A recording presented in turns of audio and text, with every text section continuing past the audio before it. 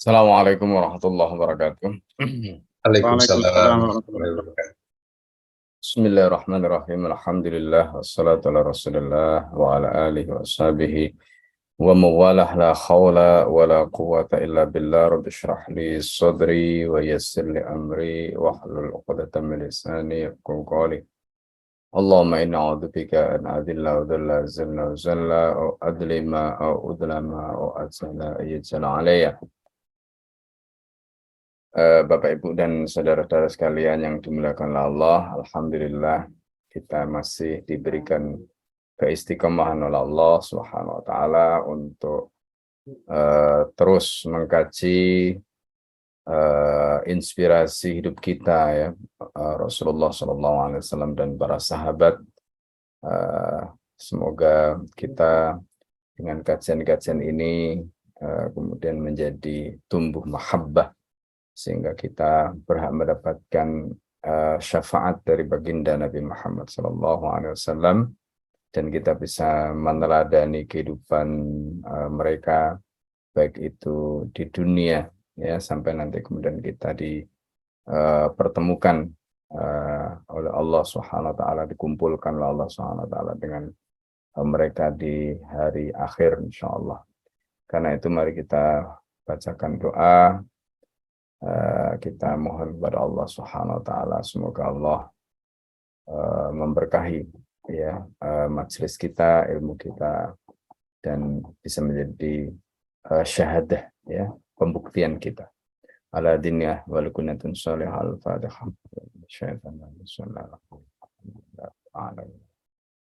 Iyyaka na'budu wa iyyaka nasta'in ihdinas siratal mustaqim siratal ladzina an'amta 'alaihim ghairil maghdubi 'alaihim. Ya, silakan.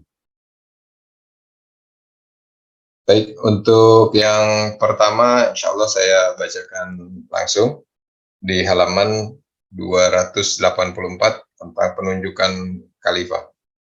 Bismillahirrahmanirrahim.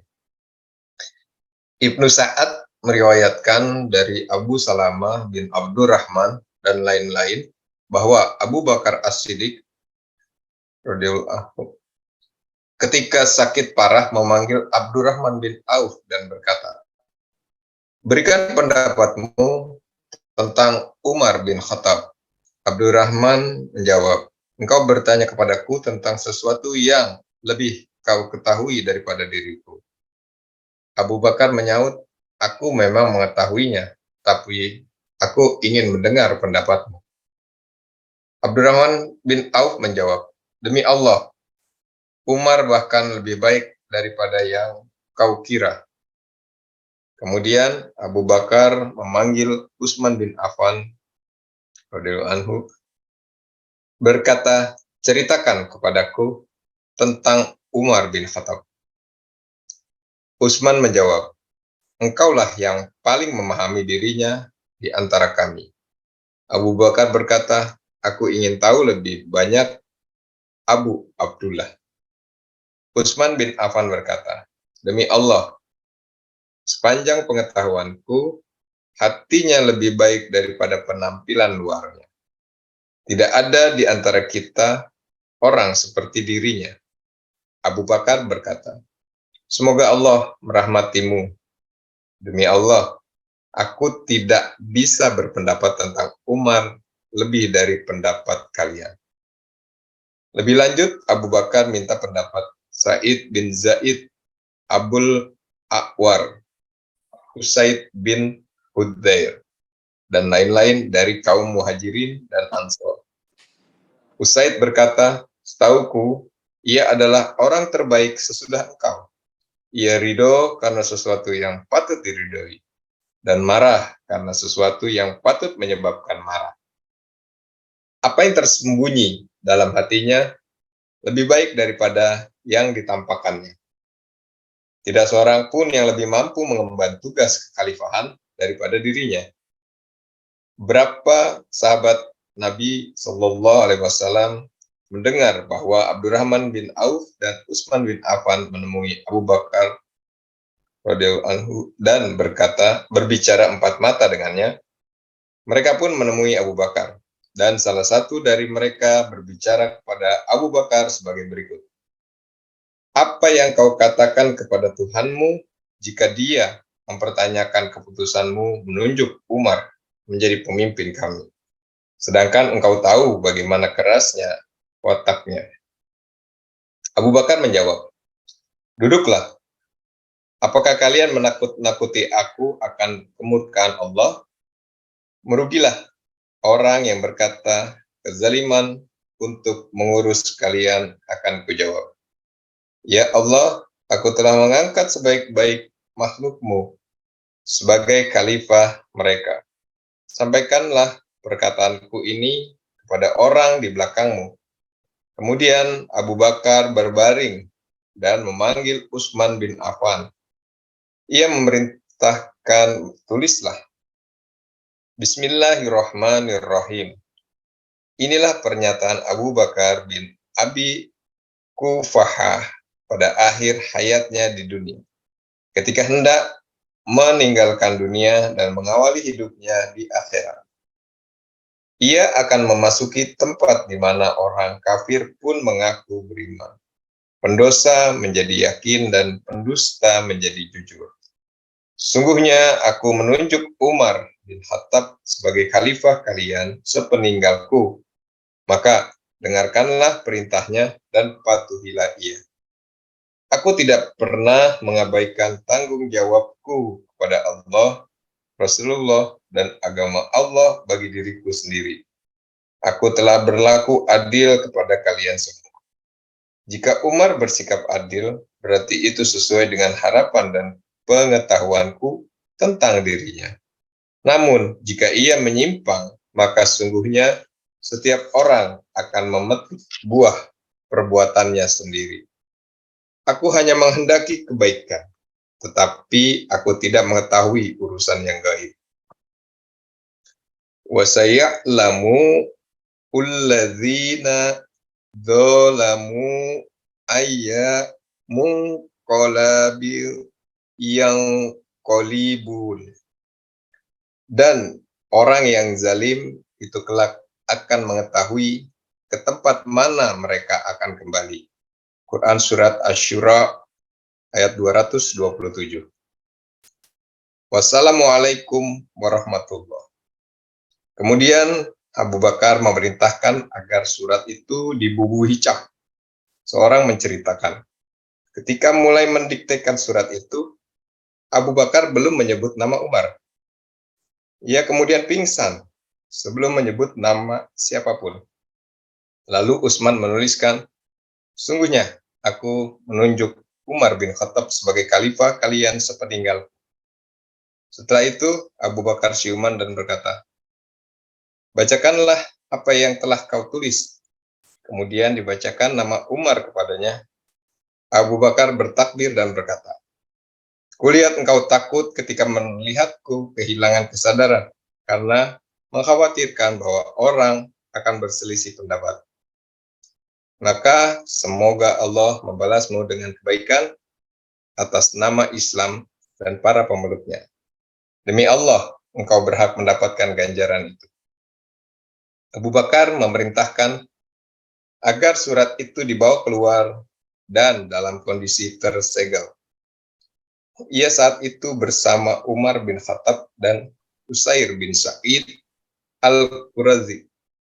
Kemudian Utsman menanyai orang banyak, bersediakah kalian membaiat orang yang disebut dalam surat ini?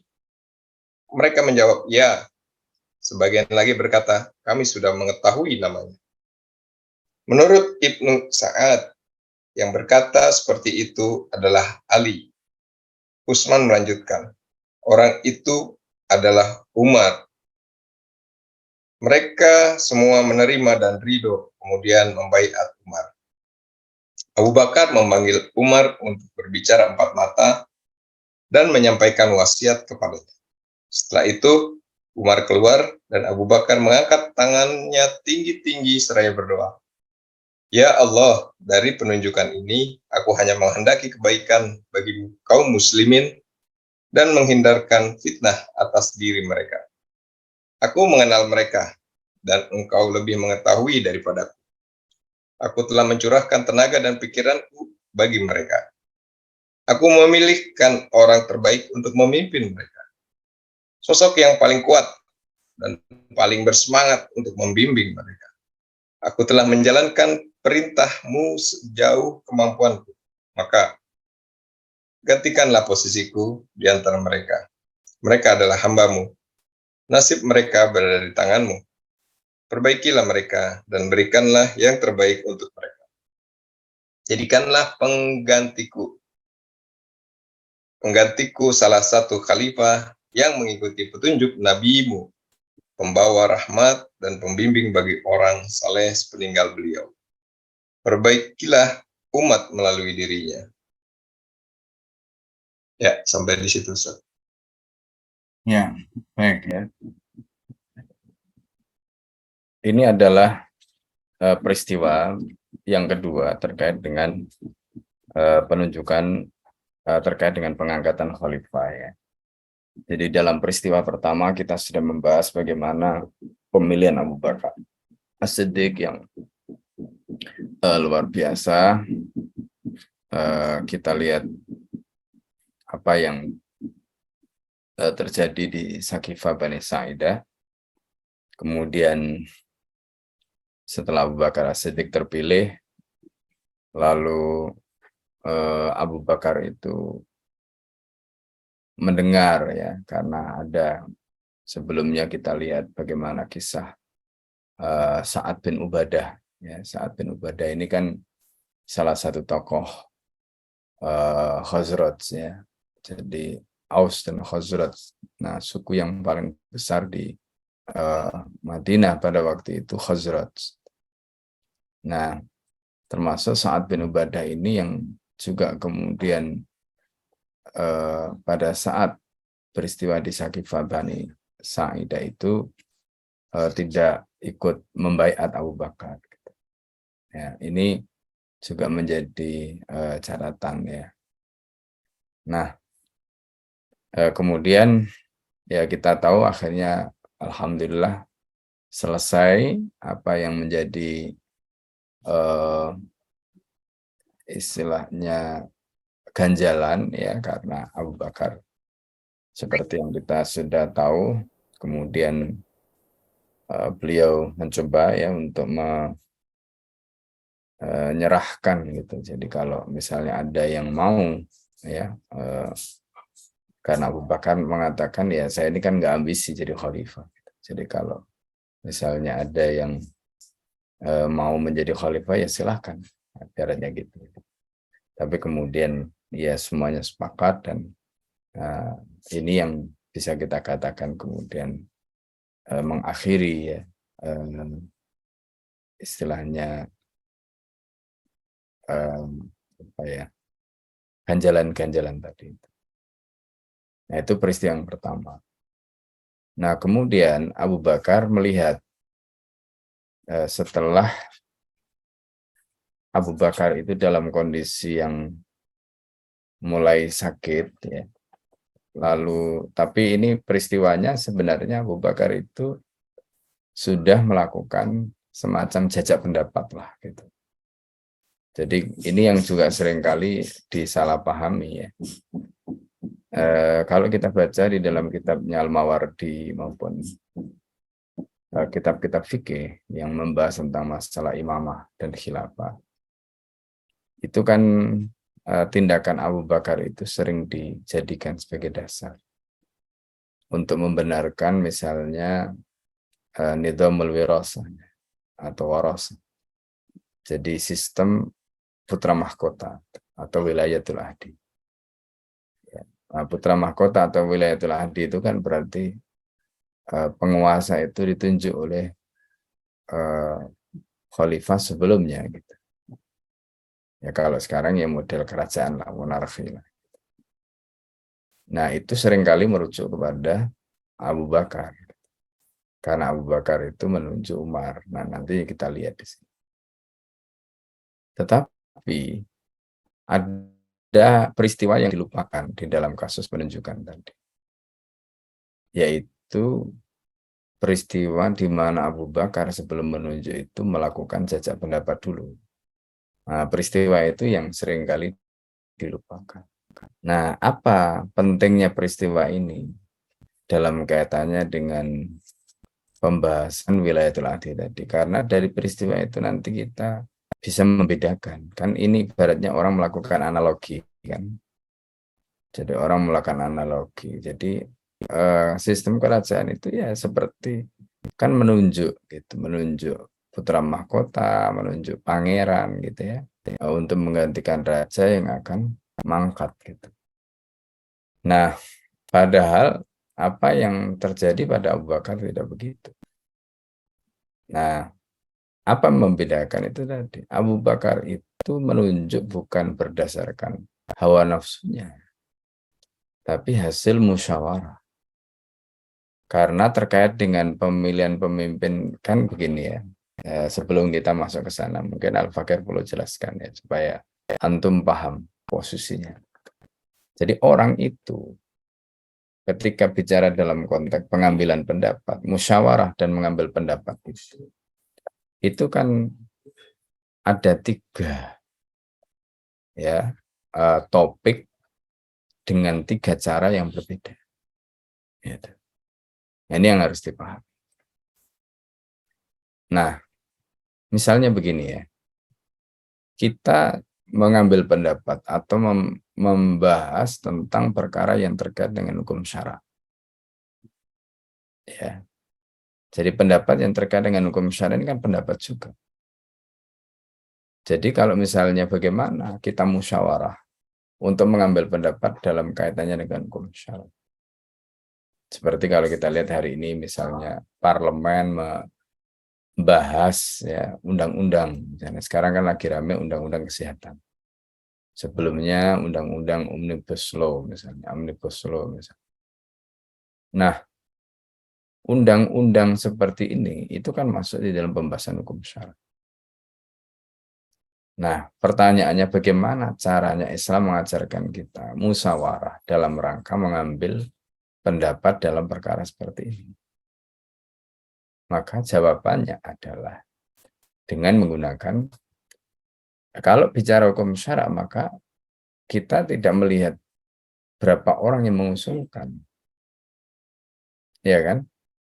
Yang penting hukum syara tadi itu bisa kita buktikan kekuatan dalilnya, maka kalau dalilnya itu paling kuat, ya dia yang kita anggap paling benar. Meskipun yang ngomong cuma 1 orang. Dan mayoritas itu menggunakan hukum yang dalilnya lemah misalnya. Gitu. Gak masalah.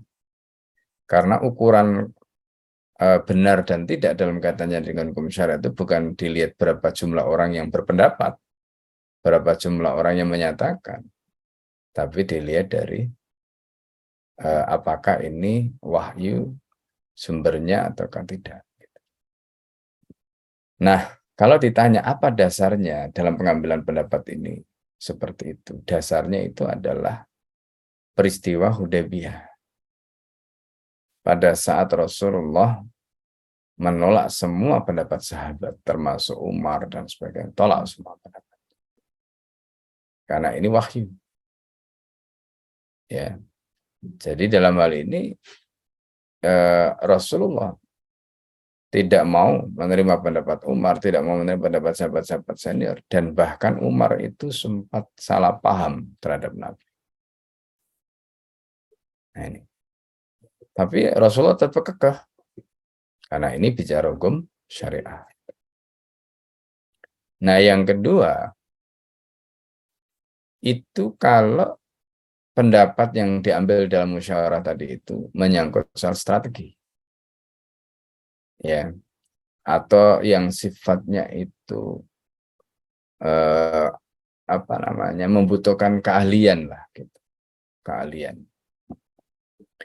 Maka dalam hal ini pendapat yang diambil itu juga bukan pendapat mayoritas. Ya, tapi dilihat dari siapa yang lebih ahli, apakah pendapat tadi itu tepat ataukah tidak. Contoh ya dalam kasus ini adalah ketika Nabi mengambil keputusan terkait dengan strategi perang Badar. Pada saat perang Badar, Nabi itu jadi pendapat sahabat-sahabat senior ketika itu terkait dengan posisi pasukan itu dianggap tidak tepat. Siapa yang menganggap tidak tepat? Khubab bin Mundir al-Jamuh. Siapa Khubab bin Mundir al-Jamuh? Seorang ahli yang menguasai medan di kawasan itu. Iya kan? Lalu kemudian pendapat Abu Bakar, pendapat sahabat-sahabat yang nanti dibatalkan semua oleh Nabi. Lalu kemudian Nabi mengikuti pendapatnya Khubab bin Mundir. Nah ini contoh, ya, mengambil pendapat yang terkait dengan strategi atau keahlian tadi. Itu nanti sama seperti ketika Nabi menunjuk Abu Bakar dalam kasus hijrah itu untuk menemani Rasulullah. Kenapa kok bukan Umar? Kenapa kok bukan Utsman? Kenapa kok bukan Ali? Kenapa kok Abu Bakar? Nah, itu kaitannya nanti dengan strategi, kaitannya nanti dengan keahlian. Gitu, supaya Rasulullah itu sampai ke Madinah dengan aman. Gitu. Ya kan? Nah, Rasulullah tidak mengajak Umar karena ya mungkin kalau Umar berani, tapi kan keberanian saja dengan situasi seperti itu belum tentu bisa mengatasi. Kalau nanti misalnya yang berusaha untuk menghalangi atau supaya Nabi itu tidak sampai ke Madinah, itu lebih banyak, kan bisa jadi nggak akan sampai. Nah, maka Rasulullah pilih Abu Bakar. Siapa Abu Bakar? Orang yang sangat dikenal oleh kaumnya, dicintai karena kebaikannya, kemuliaannya. Yang menentukan bukan itu, tapi keahlian Abu Bakar di dalam mengenali medan, termasuk tahu suku-suku dan kabilah, termasuk pemimpinnya dan karakternya. Pembacaan Abu Bakar inilah yang dimanfaatkan Nabi.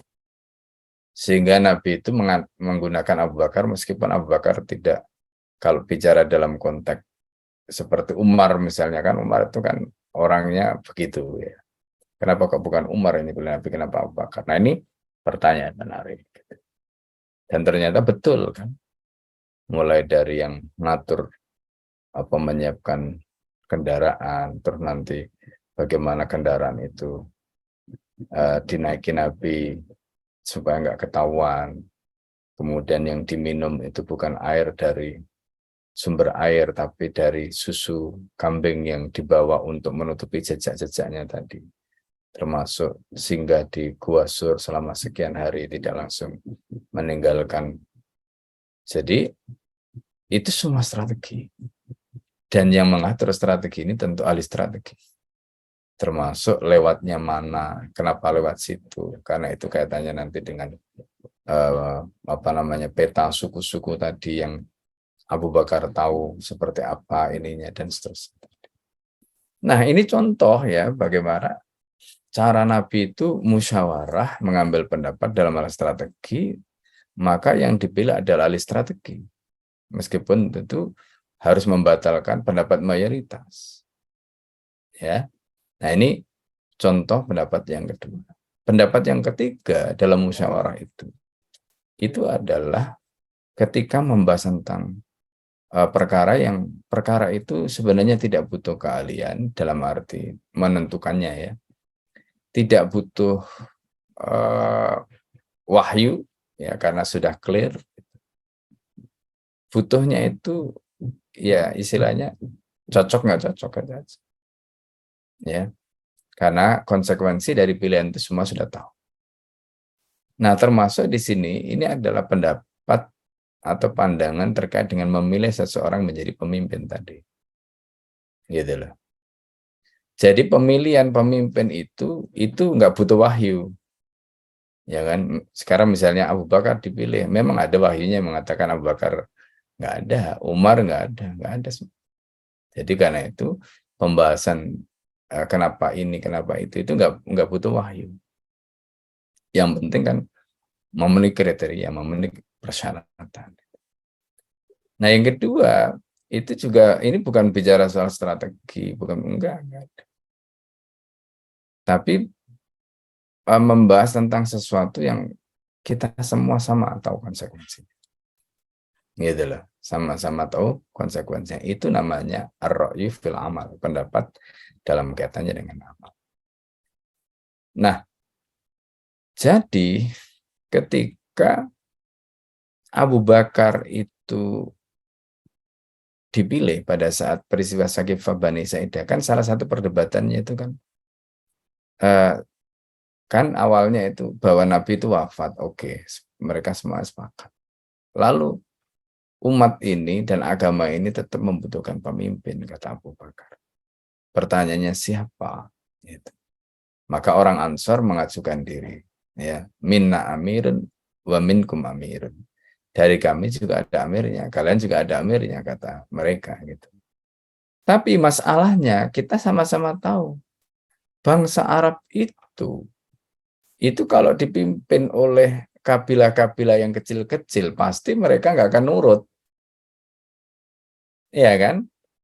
Makanya kemudian Abu Bakar mengatakan al-amru fi Quraisyin, atau di dalam nanti adalah hadis itu al-a'immatu fi Quraisyin. Itu al-a'immatu fi Quraisyin.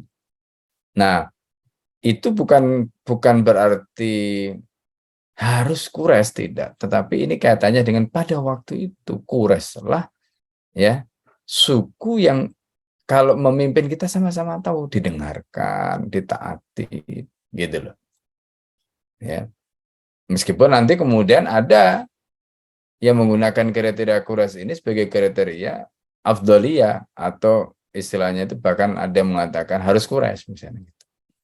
Nah, makanya saya takkit dalam hal ini berbeda cara melihatnya. Hadis itu tidak ditolak, cuma cara beliau memahami hadis itu tidak seperti kebanyakan fuqaha.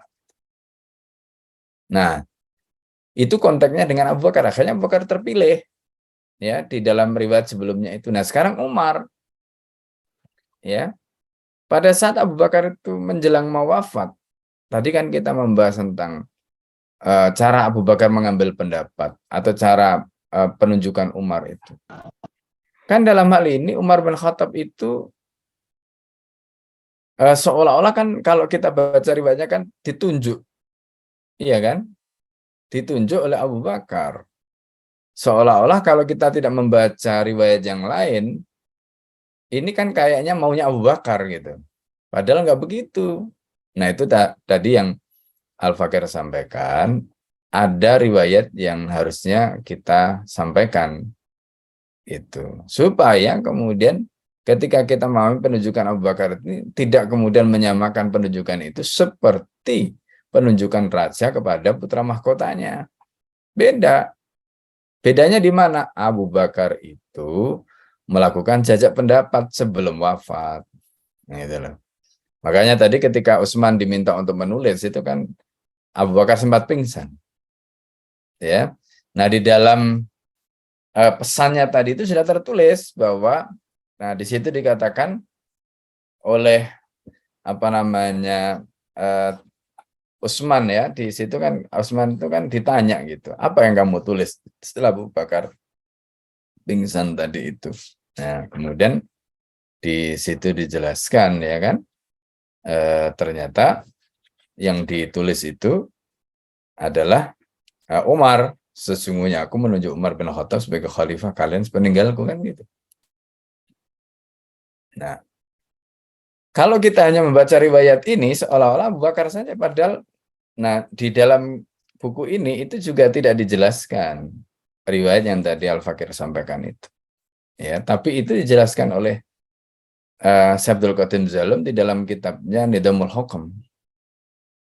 Jadi ada riwayat bahwa Abu Bakar itu melakukan jajak pendapat sebelum Abu Bakar itu menunjuk Umar. Jadi suaranya itu mengerucut pada dua orang, Umar dan Ali. Tapi mayoritas menginginkan Umar. Maka kemudian ketika Utsman menulis Ya, sesungguhnya aku menunjuk Umar bin Khattab sebagai khalifah sepeninggalku, lalu Abu Bakar sadar, kemudian diminta bacakan lagi, dan Abu Bakar kemudian membenarkan itu, ya, lalu kemudian itu disampaikan, ya kan. Nah, jadi ini riwayat yang terkait dengan penunjukan Umar bin Khattab. Jadi kesimpulannya penunjukan Umar bin Khattab itu sebenarnya bukan maunya Abu Bakar.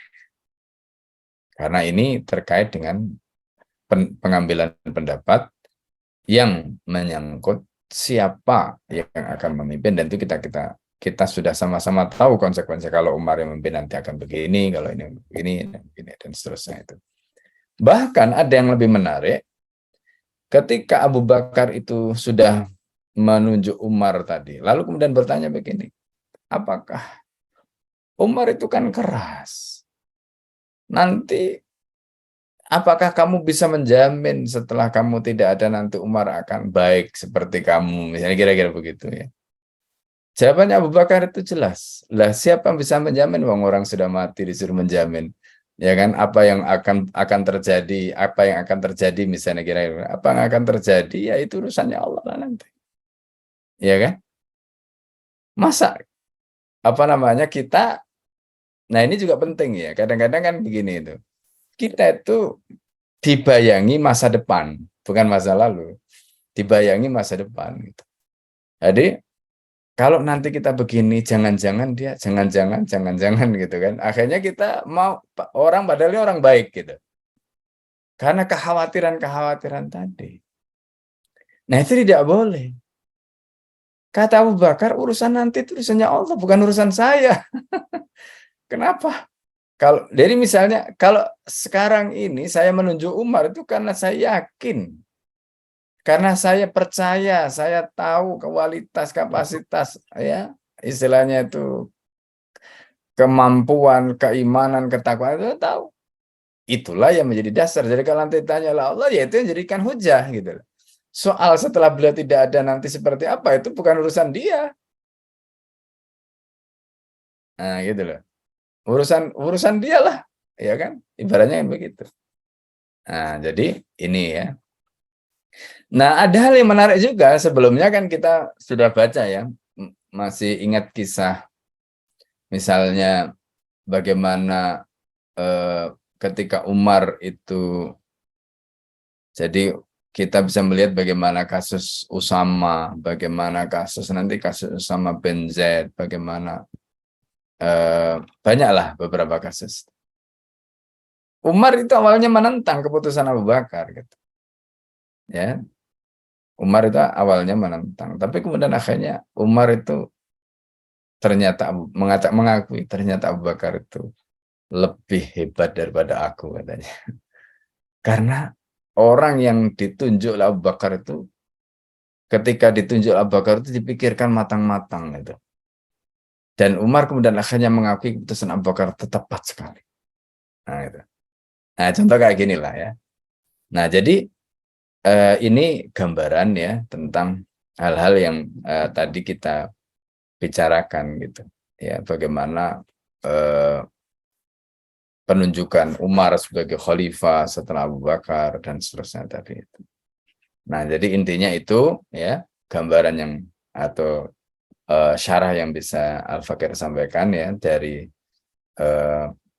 apa yang tadi sudah dibacakan, karena ada hal-hal yang penting untuk Al-Fakir sampaikan yang tidak ada di dalam kitab ini ya. Nah, itu supaya kita paham gitu. Kalau membaca sirah itu kan, kalau kita hanya ngikuti alurnya satu riwayat saja, mungkin kita bisa terjebak pada kesimpulan yang ya kayak tadi itu, yang kadang fuqaha itu juga nggak bisa disalahkan karena mereka membaca riwayat itu, tapi sebaiknya kita harus himpun semua, sehingga dengan begitu kita, karena ini semuanya kan dalil ya, karena dalil itu pentingnya itu dengan adanya misalnya kayak tadi itu, di satu sisi ada penunjukan, di sisi lain ada larangan untuk menunjuk, ya kan. Nah, kemudian di sisi lain ada riwayat yang terkait dengan jajak pendapat tadi. Ini kan semua harus kita kumpulkan gitu, supaya kemudian kesimpulan yang kita tarik itu kesimpulan yang utuh, gitu, kesimpulan yang komprehensif. Gitu.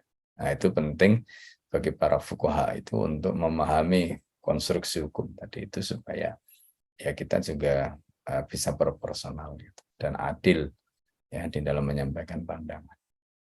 Baik, mungkin begitu. Silakan kalau ada pertanyaan atau diskusi yang ingin disampaikan. Alhamdulillah, baik untuk diskusi dan pertanyaan pada Ikhwan dipersilahkan raise hand, dan pada Ahwat boleh menuliskan di kolom chat. Sementara sudah terlihat raise hand dari Pak D. Enggak, Pak D, silakan langsung open mic dan menyampaikan. Assalamualaikum warahmatullahi wabarakatuh. Terkait kita mengambil pelajaran dari penunjukan Umar oleh Abu Bakar, Ustaz. Sekarang yang berkembang adalah sejarah. Artinya sejarah itu banyak menjadi rujukan, menjadi kalau bahasa orang sekarang itu mungkin menjadi referensi hukum lah, seperti itu. Nah, di kita tidak mengenal sejarah itu sebagai sumber hukum, tetapi yang lebih mirip, kalau boleh saya mengambil istilah itu, adalah bahwa pengumpulan atau periwayatan hadis-hadis itu kan memang tidak utuh, jadi tergantung dari sesiapa yang meriwayatkan hadis. Kemudian orang yang mengikuti itu menganggap atau berpendapat bahwa siapa yang dia ikuti, hadis yang dia baca itu itulah yang sejatinya benar. Sehingga pada akhirnya hampir mirip kesimpulannya adalah bahwa periwayatan hadis ataupun juga sejarah itu menjadi sebuah referensi dari kesimpulan untuk mengambil sikap. Demikian, Ustaz. Ya, jadi ini ada dua hal ya yang disampaikan Pak D tadi. Pertama itu terkait dengan bahwa sejarah tidak boleh kita jadikan sebagai sumber hukum. Itu satu ya. Nah, itu memang pendapat yang disampaikan oleh Setaki di kitab Nizamul Islam ya. Nah, apa maksudnya sejarah tidak bisa kita jadikan sebagai sumber hukum? Ya, karena sejarah itu adalah catatan terkait dengan peristiwa. Bisa menyangkut orang, bisa menyangkut kejadiannya. Kan begitu sejarah. Nah, kita kan tidak boleh mendasarkan hukum pada peristiwa. Mendasarkan hukum pada orang. Iya kan? Nah, karena itu tidak boleh memang. Nah, hanya ini catatan. Kita harus bedakan antara sejarah secara umum dan sirah. Di mana sirah itu kan pelakunya kan Rasulullah. Rasulullah itu sumber hukum. Karena Allah menyatakan wa ma yantiqu anil hawa in huwa illa wahyun yuha, kan begitu. Apa yang dinyatakan oleh Nabi itu tidak bersumber dari hawa nafsu. Tapi apa yang dinyatakan Nabi itu semuanya bersumber dari wahyu, kan begitu. Kalau apa yang dinyatakan oleh Nabi itu tidak bersumber dari hawa nafsu tapi bersumber dari wahyu, ya maka itu menjadi sumber hukum sebagaimana Al-Quran. Bedanya Al-Quran dengan As-Sunnah itu hanya redaksi. Sumbernya sama-sama wahyu. Kalau Al-Quran itu redaksinya dari Allah, kalau Sunnah itu redaksinya dari Rasulullah. Nah, itu saja nanti beda. Nah, yang kedua itu adalah kehidupan sahabat. Ya, yang kita bahas sekarang ini kan hayatus sahabat. Nah, kehidupan sahabat itu juga bisa kita jadikan sebagai sumber hukum dengan syarat atau dengan catatan ketika kehidupan sahabat itu terkait dengan misalnya ijma, ya. Contoh kita bahas kemarin tentang peristiwa Saqifah Bani Sa'idah.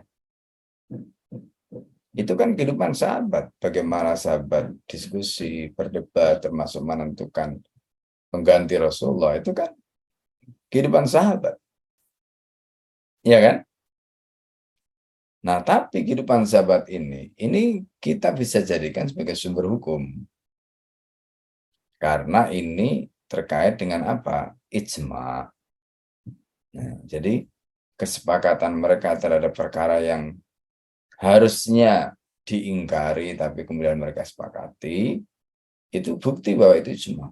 Yang kedua, perkara itu terjadi secara terbuka. Dilihat, didengar, disaksikan oleh banyak orang.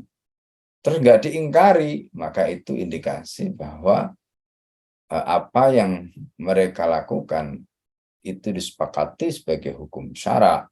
Ya, artinya karena sahabat itu istilahnya TST lah gitu, tahu sama tahu, ya kan. Itu kalau seandainya mereka tidak tahu sama tahu dan tidak mengetahui itu hukum syara, kan pasti mereka akan protes atau pasti mereka akan mempertanyakan gitu. Tapi ketika mereka diam terhadap apa yang dilakukan oleh sahabat yang lain, padahal sesuatu itu harusnya diingkari tapi tidak diingkari, nah, itu bukti bahwa itu ijma. Nah, kalau ditanya dari mana sumbernya ijma sahabat ini, ya dari kehidupan sahabat, hayatus sahabat. Gitu lah. Nah, oleh karena itu kemudian ulama itu menghimpun ya sejumlah hukum atau putusan, ya, sehingga ada yang membuat misalnya mausu'ah fikih salaf. Jadi ensiklopedia fikih salaf. Nah, itu diantaranya dimulai dari fikihnya Abu Bakar, Umar, Utsman, Ali, Aisyah, dan seterusnya. Nah, kitab-kitab seperti ini penting.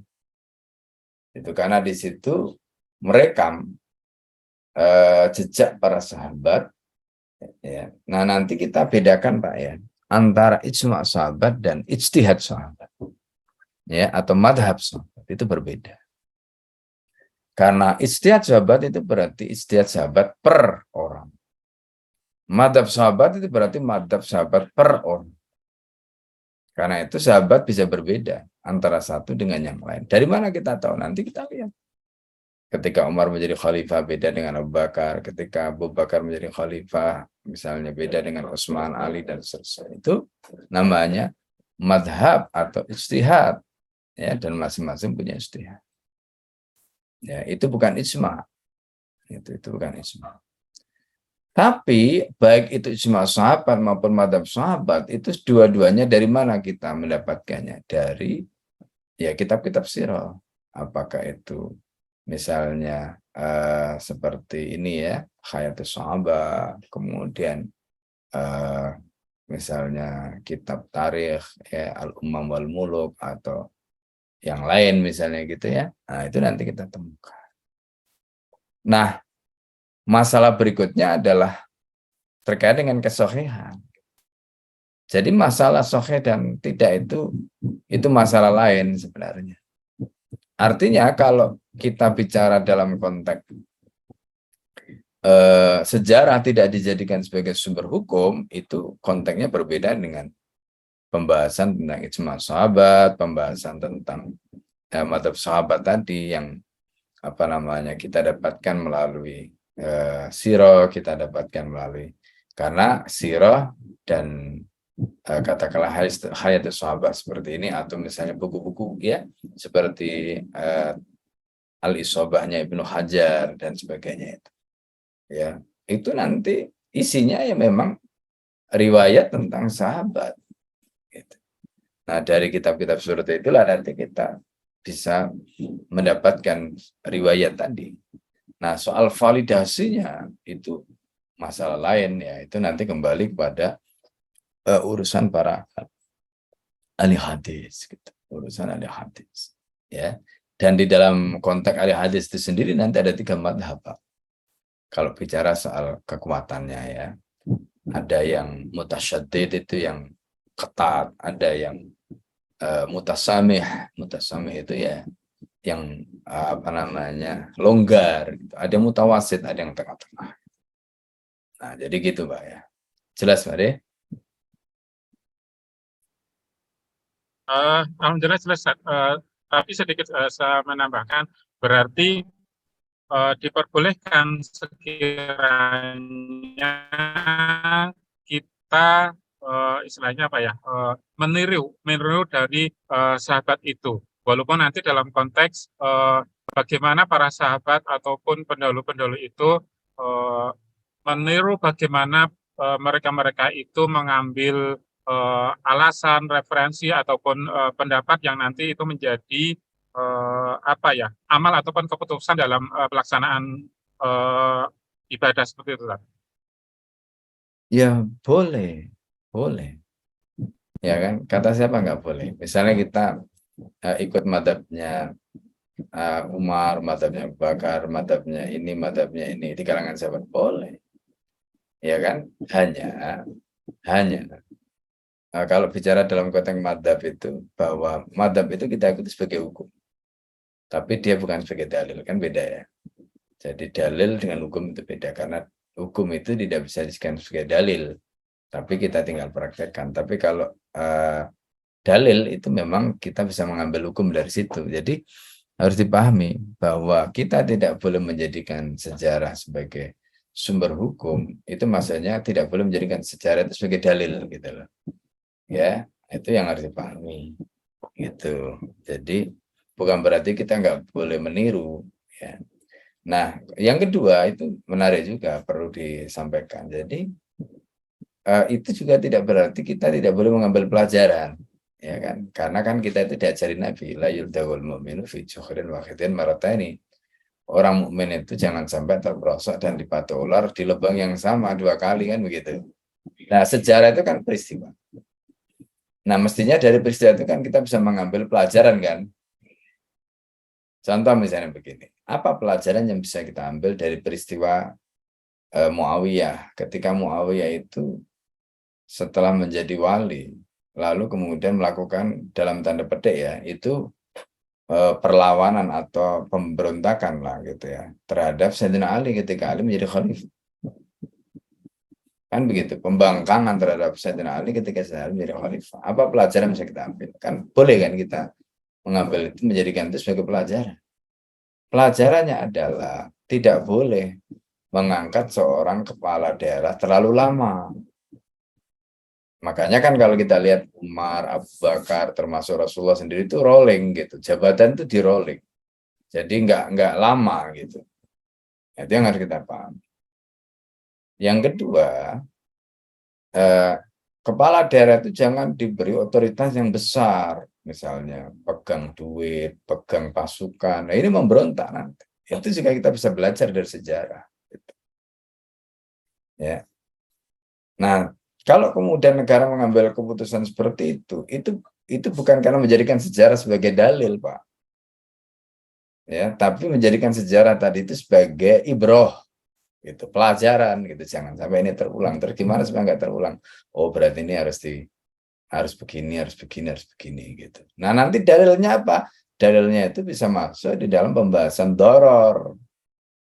Kalau ini dikasih jabatan sampai kuat kayak begini, bahaya. Nah, maka dalilnya la doror wala diror fil Islam. Gitu. Nah, bisa begitu. Nah, jadi kita harus bisa membedakan. Oh, ini sebagai ibroh. Oh, ini dasarnya. Nah, gitu, Pak. Paham ya?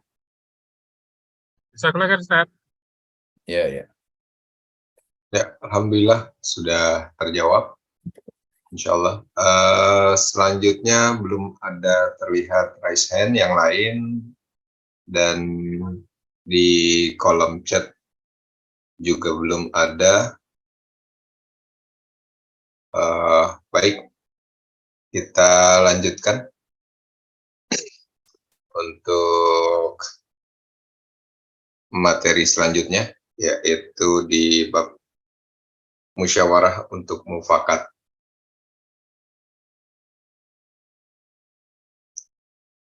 Pak D siap baca atau saya lanjutkan?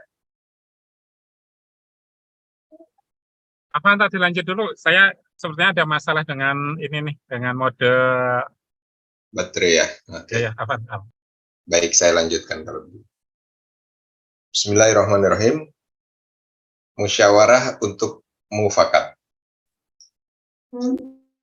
At-Tabrani meriwayatkan dari Ibnu Umar radhiyallahu anhu bahwa setelah Umar radhiyallahu anhu ditikam dua kali oleh Abu Lu'lu'ah, ia berpikir bahwa dirinya mungkin melakukan kesalahan terhadap umat tanpa disadarinya.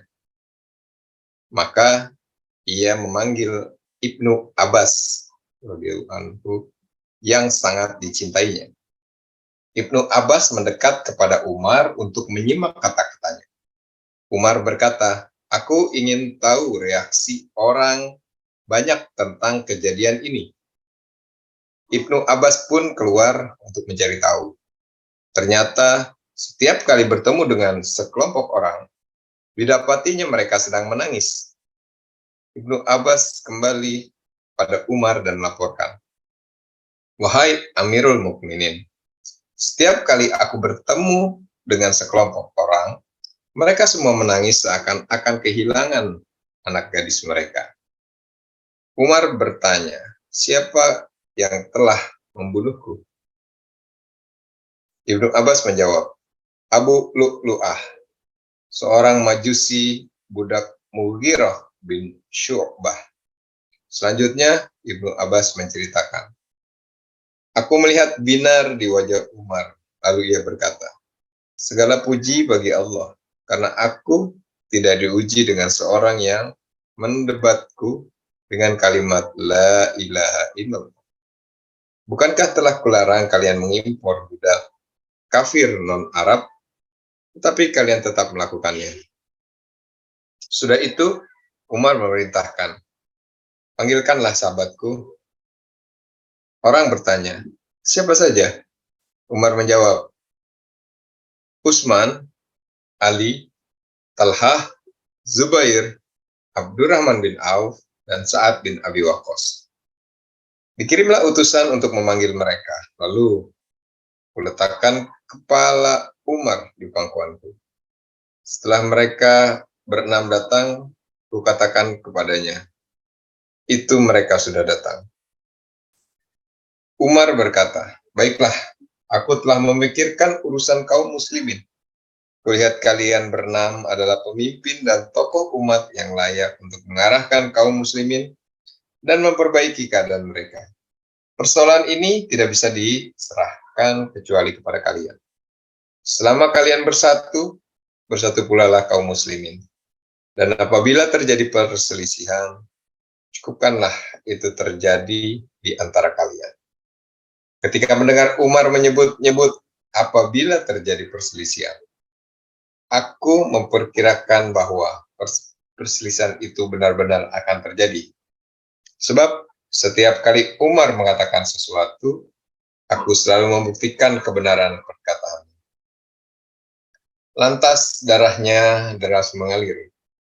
Kulihat keenam orang itu saling berbisik, hingga aku khawatir mereka hendak membaiat salah satu dari mereka. Aku segera mengingatkan, Amirul Mukminin masih hidup. Tidak boleh ada dua khalifah dalam satu waktu. Umar memerintahkan, "Tegakkanlah aku." Kami pun menegakkan, lalu Umar berkata, "Berembuklah selama 3 hari dan tunjuklah Su'aib sebagai imam sholat." Mereka bertanya, "Dengan siapa kami harus berembuk, Amirul Mukminin?" Umar menjawab, Berembuklah dengan sahabat Muhajirin dan Ansor serta para panglima perang yang ada di sini. Setelah itu, ia meminta air susu lalu meminumnya. Tapi warna putih air susu itu tampak mengalir keluar dari lubang lukanya. Ia sadar bahwa ajalnya sudah dekat. Maka ia berkata, saat ini, andaikan dunia ini milikku seluruhnya, pastilah kugunakan untuk menebus kengerian hari kiamat. Meskipun segala puji bagi Allah, yang kuduga hanyalah kebaikan. Aku, Ibnu Abbas berkata, jika aku mengatakan, semoga Allah membalasmu dengan yang lebih baik. Bukankah Rasulullah pernah berdoa supaya Allah mengokohkan Islam dan kaum muslimin dengan dirimu ketika mereka ketakutan di Mekah? Ketika engkau masuk Islam, keislamanmu menjadi kekuatan. Karena dirimulah Islam, Rasulullah, dan para sahabat menjadi jaya. Kemudian, engkau hijrah ke Madinah, dan hijrahmu memberi mereka kemenangan. Engkau juga tidak pernah absen mendampingi Rasulullah SAW dalam perang, melawan kaum musyrikin dari hari ke hari, sampai Rasulullah SAW wafat, dalam keadaan ridho kepadamu. Engkau mendukung khalifah sepeninggal Rasulullah, dan selalu mengikuti sunnah Rasulullah. Engkau memimpin orang yang mendukungnya untuk memerangi orang murtad, hingga kembali memeluk Islam dengan sukarela maupun terpaksa. Kemudian khalifah wafat dalam keadaan ridho kepadamu. Lalu engkau memimpin dengan cara terbaik dalam memimpin umat. Kemudian melalui dirimu Allah meramaikan banyak daerah. Dan melalui dirimu Allah menghimpun harta kekayaan. Dengan dirimu Allah menyingkirkan musuh, memudahkan masuknya agama ke dalam setiap keluarga, dan mendatangkan kelonggaran rezeki. Lantas Allah menutup usiamu dengan syahadah. Lihatlah betapa beruntungnya dirimu. Umar berkata, demi Allah, orang yang tertipu adalah yang tertipu olehmu. Untuk melanjutkan, Abdullah, apakah engkau akan bersaksi untukku di sisi Allah pada hari kiamat? Abdullah bin Umar menjawab, ya. Umar berkata, ya Allah, segala puji hanya bagimu. Taruhlah pipiku di tanah, wahai Abdullah bin Umar. Abdullah menurunkan kepalanya dari paha ke betis. Tetapi Umar bersikeras, taruhlah pipiku di tanah. Kemudian ia sendiri yang mengatur janggutnya dan pipinya hingga menempel ke tanah. Umar kemudian berkata, celakalah engkau, celaka pula ibumu, jika Allah tidak mengampunimu, wahai Umar. Lalu ia pun menghembuskan nafas terakhir. Setelah Umar wafat, seorang utusan diperintahkan untuk memanggil Abdullah bin Umar, namun Abdullah menjawab, aku tidak akan datang jika kalian belum melakukan apa yang diperintahkan Umar, yaitu berembuk dengan kaum Muhajirin dan Ansor, serta panglima perang yang ada di sini. Ketika Hasan al-Basri diceritakan tentang apa yang dilakukan Umar menjelang wafatnya, dan bagaimana takutnya ia terhadap Tuhannya, ia berkomentar, demikianlah orang mukmin yang menghimpun kebaikan dan kasih sayang dalam dirinya, sementara orang munafik menghimpun keburukan dan ketertipuan. Demi Allah, baik dahulu maupun sekarang, tidak kutemukan seorang hamba yang semakin baik, kecuali semakin besar rasa takut dan kasih sayangnya. Dan baik dahulu maupun sekarang, tidak kutemukan seorang hamba yang semakin buruk, kecuali ia semakin tertipu. Al-Haythami mengatakan, sanad riwayat ini hasan. Mungkin Pak Ustaz. Di unmute dulu Ustaz. Ya, jadi ini adalah peristiwa terkait dengan pengangkatan khalifah ya. Jadi kalau Abu Bakar tadi pada zaman Nabi itu tidak ada penunjukan, maka kemudian Abu Bakar ketika transisi kepada Umar itu ada penunjukan, tapi sebelumnya ada jajak pendapat, gitu ya. Nah, salah satu riwayat yang disebutkan dalam kitab Khatus Sahabah itu kan Abu Bakar bertanya kepada beberapa sahabat kan. Tapi dalam kitab Nizamul Hukmi itu disebutkan Abu Bakar itu keliling ke Madinah, itu di setiap rumah itu ditanya. Gitu. Nah, sampai kemudian akhirnya mengerucutlah kepada sosok Umar. Nah, sekarang peristiwanya terjadi setelah Umar menjadi khalifah, ya. Dan ini adalah suksesi setelah Umar, gitu. Nah, kalau kita perhatikan dalam konteks yang ketiga ini, maka Umar pada saat itu, ini yang menarik ya, sebelum kita masuk ke suksesinya itu, ada beberapa hal yang ingin kita soroti. Yang pertama adalah peristiwa penikaman yang dilakukan oleh Abu Lu'lu'ah kepada Umar bin Khattab. Nah, ini poinnya. Poin pertama ya yang kita ingin jelaskan dulu.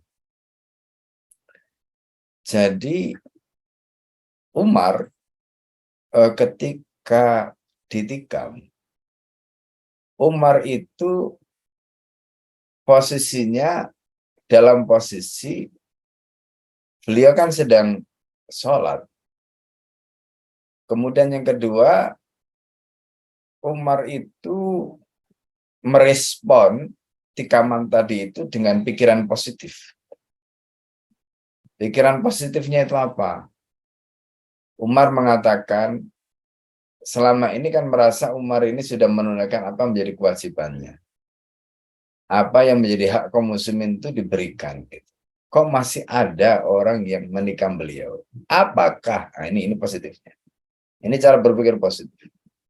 Apakah ada orang yang selama ini merasa tersakiti atau terdolimi oleh kebijakanku? Kira-kira begitulah ya. Bahasanya kalau tadi kan mungkin nggak persis itu, tapi kira-kira kalau kita bahasakan seperti itu. Nah, lalu Umar bin Khattab memanggil Ibnu Abbas. Nah, ini yang menarik gitu. Nah, Ibnu Abbas ini kan muridnya. Dan orang yang sangat dicintai, orang yang sangat cerdas gitu ya. Jadi Ibnu Abbas itu, kenapa Ibnu Abbas, nah ini lagi-lagi ya, kita bicara soal, kenapa ke Ibnu Abbas itu? Ibnu Abbas itu memiliki kecepatan menghimpun informasi. Karena beliau itu sekali mendengar tuh 80 bait syair, 800 atau 80 bait syair bisa langsung hafal, itu Ibnu Abbas. Orang yang seperti inilah yang ditunjuk oleh Umar, karena punya kecepatan menghimpun informasi tadi. Umar butuh cepat, gitu. Ya, tidak bisa misalnya yang dipilih itu orang yang tulalit misalnya gitu, enggak. Yang dipilih itu orang yang punya kecepatan tadi. Akhirnya dalam waktu yang singkat Ibn Abbas itu menjalankan tugasnya. Setiap ada orang berkerumun, berkelompok itu ditanya, nangis. Ketemu orang nangis, ketemu orang nangis, ketemu orang nangis gitu. Maka kesimpulan dari tim pencari fakta ini kan, TPF ini, ya kan, Ibnu Abbas ini sampai sampai kepada Umar itu dengan akurat. Oh enggak, jadi mereka ini ternyata bukan karena benci, bukan karena, justru mereka semuanya menangisi peristiwa itu, menyesalkan, menyayangkan. Kenapa orang seperti Umar yang adilnya begitu, yang Masya Allah gitu ya, kok tega-teganya gitu kira-kira ya. Jadi sampai Ibnu Abbas itu menggambarkan mereka itu nangis seperti kehilangan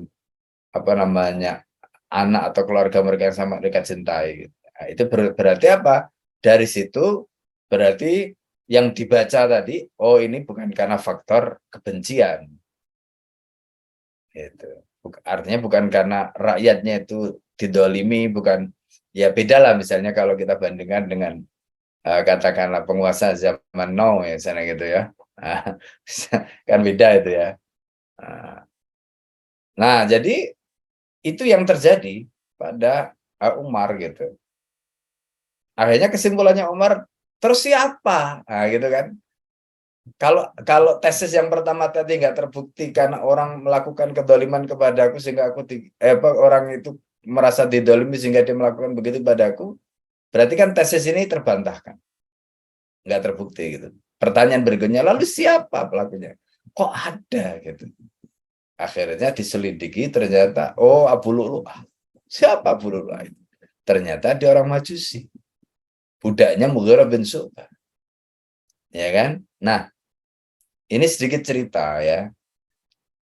Jadi Mughirah bin Syu'bah ini itu adalah sahabat Nabi yang pernah ada masalah kasus tuduhan perzinaan dengan Ummu Jamil ya. Jadi ada seorang perempuan namanya Ummu Jamil.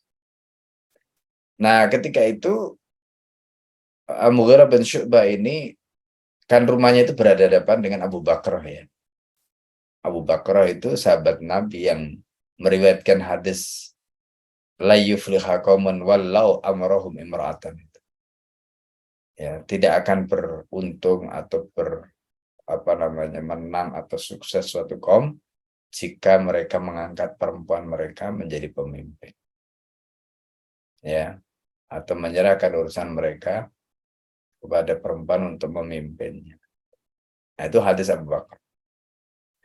Nah, kisah pendeknya begini ya, ini panjang kalau ceritakan nanti. Jadi Abu Bakar itu intinya karena rumahnya berhadapan dengan Mughirah bin Syu'bah itu dan melihat itu Mughirah bin Syu'bah itu sedang tidur dengan Ummu Jamil gitu di rumahnya itu. Karena Abu Bakar itu sendiri akhirnya manggil teman gitu ya, supaya nisab syahadahnya itu tercukupi gitu. Terkumpullah 4 orang kemudian sama-sama menyaksikan peristiwa itu. Laporlah gitu kepada Umar tentang peristiwa Mughirah bin Syu'bah. Dipanggillah mereka. Nah, akhirnya ada yang mundur satu saksi. Akhirnya kemudian Abu Bakar itu diberikan opsi, kamu cabut tuduhanmu ataukah kamu akan dicambuk karena tuduhanmu tidak terbukti. Kata Abu Bakar, aku tidak mungkin melakukan kebohongan 2 kali, katanya. Melihat bilang nggak melihat. Ya kan? Kemudian menarik, itu kan berarti orang berbohong. Gitu. Akhirnya ya sudah, resiko. Katanya. Akhirnya Abu Bakar dicambuk. Ya. Nah, tapi Mughirah bin Syu'bah itu dalam posisi yang istilahnya nggak kena apa-apa gitu. Karena ketika peristiwa itu dijatuhkan, kemudian Abu Bakar itu kehilangan kelayakan ya, ahliyatu syahadah karena beliau melakukan tindakan tadi. Nah, di sisi lain Mughirah bin Syu'bah ini sebenarnya nggak ada masalah gitu. Nah, cuma apakah karena peristiwa itu ataukah tidak, tapi yang pasti memang nggak ada masalah karena memang kemudian akhirnya ini kan nggak terbukti. Gitu, nggak bisa dibuktikan statusnya itu berzina gitu. Nah, itu kisah sedikit tentang Mughirah bin Syu'bah dan peristiwa yang besar lah ya yang terjadi di zaman Sayyidina Umar. Tapi dari peristiwa tadi kita tidak bisa menarik kesimpulan ini mungkin gara-gara peristiwa ini kemudian budaknya yaitu Abu Lu'lu'ah tadi itu akhirnya kemudian melakukan tindakan itu, enggak ada. Ya, enggak ada. Artinya enggak ada hubungannya gitu loh, enggak ada hubungan. Nah, cuma peristiwa ini penting untuk disampaikan lah, gitu. Karena ini termasuk menyangkut sosok Mughirah bin Syu'bah itu. Nah, karena itu kalau kita lihat Umar itu pikirannya nggak ke sana. Dan Umar juga nggak menuduh Mughirah bin Syu'bah. Gitu. Ya kan? Nah, ini yang penting tadi kita sampaikan. Makanya Umar kemudian justru pikirannya begini. Nah, apa yang sudah aku sampaikan? Larangan terkait dengan mengimpor atau membeli budak dari luar, padahal kan tidak boleh ya membeli atau katakanlah misalnya memanfaatkan atau mempunyai budak non muslim dari luar. Majusi ini kan Persia, kebanyakan orang-orang Persia gitu, yang notabene mereka itu penyembah api kan, Majusi gitu. Nah, jadi Umar tidak melihat kepada Mughirah bin Syu'bahnya, tapi Umar melihat pada larangan yang pernah disampaikan sebelumnya itu. Kan aku dulu sudah pernah melarang jangan mengimpor atau membeli atau mempunyai budak ya non muslim dari luar. Ya, nah, akhirnya terbukti. Nah, mereka inilah yang kemudian, karena memang orang-orang Majusi yang masuk Islam nanti ini ya tidak sedikit yang disebut zindik gitu. Zindik itu apa sih? Zindik itu ya orang yang pura-pura masuk Islam karena pengen aman aja gitu. Tapi nanti sebenarnya di dalam Islam itu ngerusak. Itu termasuk nanti pada zaman Abbasiyah itu kan ada peristiwa-peristiwa terkait dengan pemalsuan hadis macam-macam itu kan dilakukan oleh orang-orang yang zindik gitu. Artinya orang-orang yang sebelumnya itu di luar Islam masuk Islam pura-pura terus dia bikin-bikin hadis palsu dan sebagainya. Nah, ini orang-orang zindik. Nah, jadi Umar itu fokusnya ke situ. Jadi pertama tadi tesisnya tadi kan kalau seandainya mereka itu melakukan penikaman karena kedoliman ternyata nggak terbukti. Karena terbukti rakyatnya itu justru menangisi peristiwa itu. Setelah tahu ternyata pelakunya itu adalah Abu Lu'lu', dan Abu Lu'lu' ini adalah budaknya Mughirah bin Syu'bah dan ternyata dia adalah orang Majusi. Oh, berarti kesimpulan Umar ya ini gara-gara kalian melanggar ya larangan untuk mengimpor ini. Ya, tapi itulah yang terjadi ya kan. Nah, jadi Umar menjadikan itu sebagai pelajaran ya. Jadi nanti lain kali itu jangan, jadi sudah dilarang itu jangan dablek lah gitu kasarannya itu ya, jangan dablek, udah dilarang nggak boleh. Nah, ini akibat. Nah, itu kesimpulannya Umar. Nah, itu terkait dengan peristiwa sebelum musyawarah tadi itu.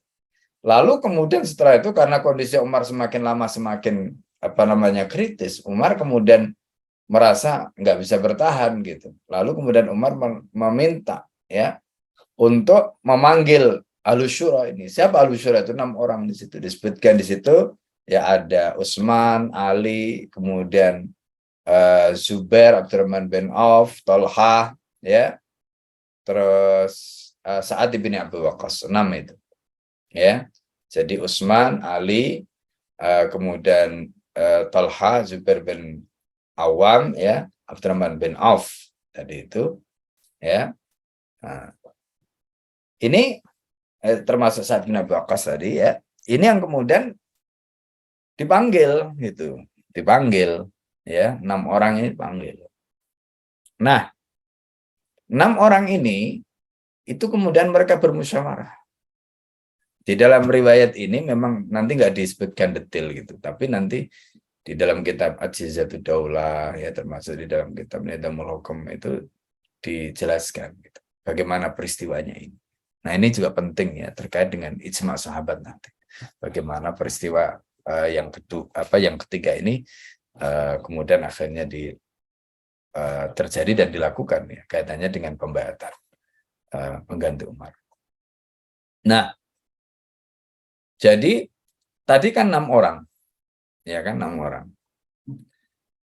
Nah, 6 orang itu kan kalau kita lihat di dalam riwayat yang lain itu kan sebenarnya ada dialog gitu. Ya. Kenapa sih kok Anda itu tidak menunjuk saja gitu sebagaimana Abu Bakar. Makanya kan Umar itu kan mengatakan begini. Ya.